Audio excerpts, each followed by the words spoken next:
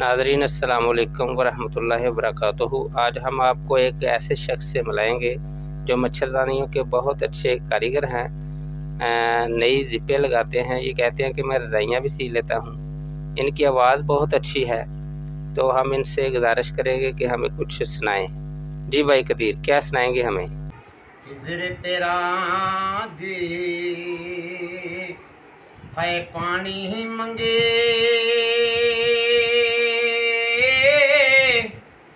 ते मैं खूनना दे गेड़ा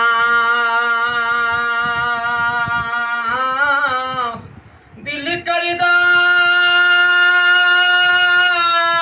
तनू सामने बैठा के मैं दर्द पराने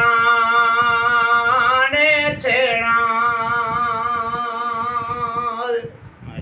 किथों ने है दर्द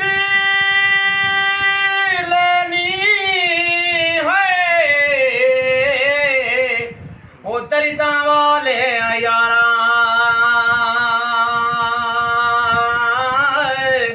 ले चलिया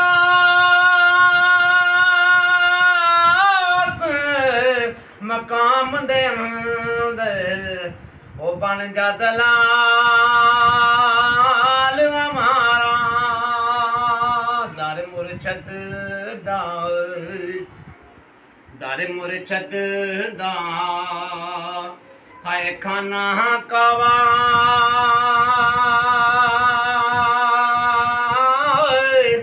हज जरूरी करिए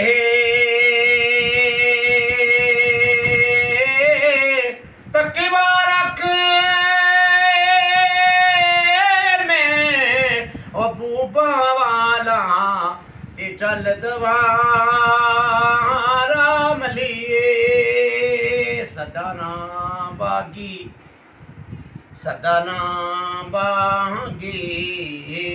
आए बुलबुल बोले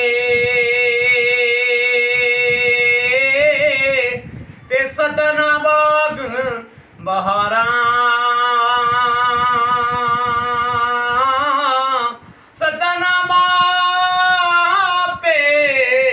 हुसन जवानी ते सदाना सा बतियारा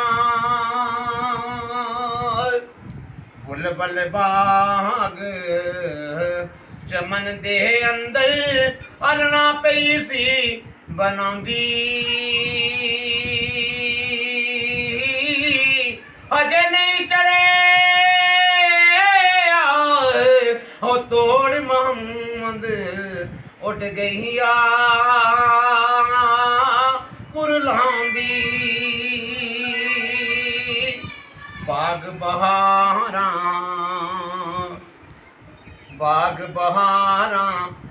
ते गुलजारा बिन यारा किस कारी फल पकड़ ते हाय जदों आ जांदे ते लैके ने हो